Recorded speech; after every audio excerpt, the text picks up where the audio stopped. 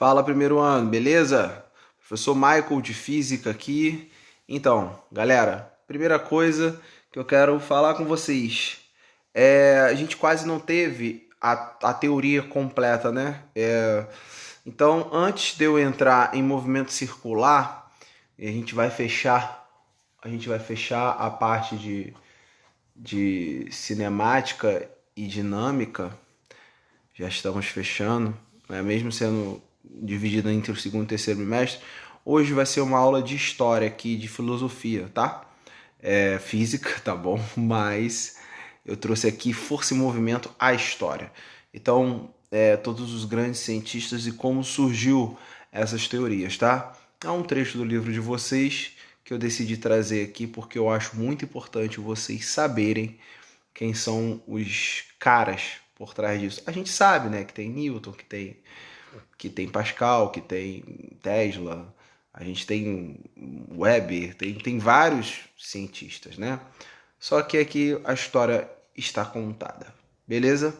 Então, senta que lá vem a história.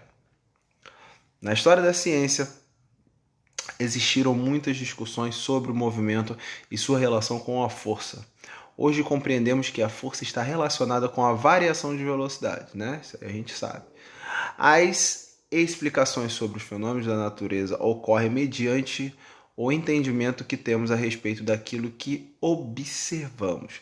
Muitas teorias dadas como corretas no passado foram posteriormente reelaboradas.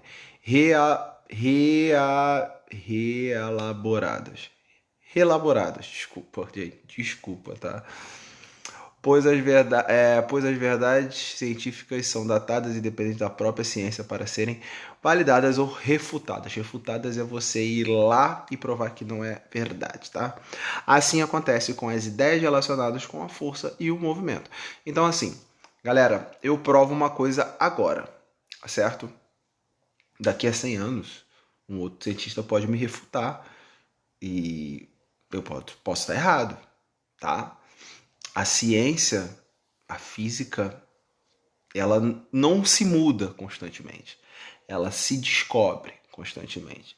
Então, assim, tudo que a gente sabe até agora é verdade porque é comprovado. Mas se comprovar que não é, o que você comprovou que é passa a ser uma comprovação que era, tá? Porque a física, ela vive numa entropia. Então, assim, ela está em constante mudança.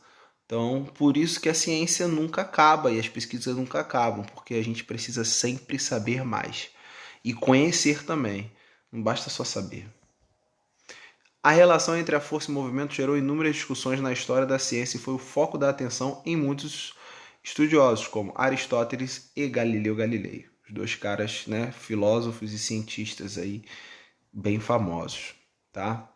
Então vamos lá. Para Aristóteles, a força vinculava a existência da velocidade. Era impossível, segundo ele. Então, Aristóteles achava que tudo que a gente estuda hoje era impossível. Olha só, você vê um cara que é um dos grandes da história, estava errado.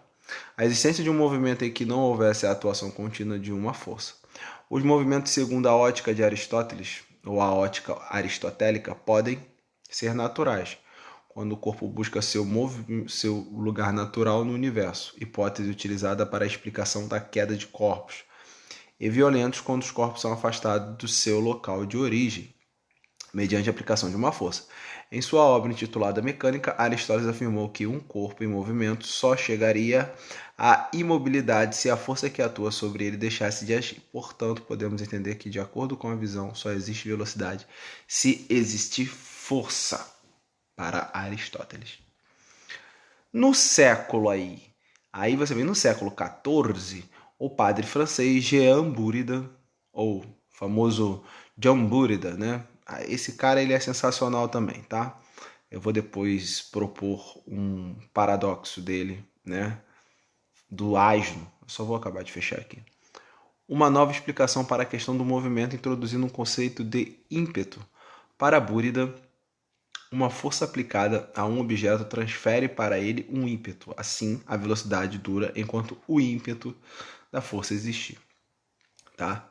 A clareza nas explicações da questão dos movimentos começou a surgir com Galileu Galilei no século XVII. Para Galilei, um objeto em movimento, após ser impulsionado por uma força, só para em razão de forças externas, tá? Como o atrito ali no chão, né? Se você empurrar uma caixa num piso liso, ele vai andar mais do que se o piso estiver cheio de areia. Isso é o atrito. Caso existisse a possibilidade de eliminar totalmente o atrito, o corpo ficaria em movimento perpétuo sem ação. Diz forças sobre ele. Para Galileu, as forças não estavam relacionadas com a velocidade em si, mas com a variação. Percebam que ninguém parou para pensar na parte gravitacional, né, gente? Até então. Então, assim, só para fechar de Buridan, ele é o cara que tem um paradoxo muito legal, que é o paradoxo do asno entre dois fenos, né? Ele concluiu que um asno entre dois fenos morreria de fome, porque ele ficaria confuso, tá? Asno é como se fosse um jegue, um burro, um jumento, um cavalinho. E feno, se quem não sabe o que é a comida dele. Vamos dizer que é o capim. Então, se você bota ele entre dois capins, ele fica parado no lugar. Isso é uma teoria que foi desenvolvida também por outros pesquisadores. E aí eles modificaram, né? Colocaram um homem entre água e comida também. Ou até mesmo um homem entre duas paixões, dois amores. Então, assim, é só para retratar o que a dúvida pode fazer com o ser humano, né? A dúvida ela pode trazer para você um tipo de estaticidade ruim, no qual você quer uma coisa e não quer ao mesmo tempo, e aí você só não sabe quais dessas coisas são, e aí você fica parado. Então, o paradoxo dele tenta trazer um pouco de clareza para isso. É mais ou menos isso, beleza? Então vamos parar de filosofar, né? A aula hoje é matéria física, mas tem muita filosofia, tá bom?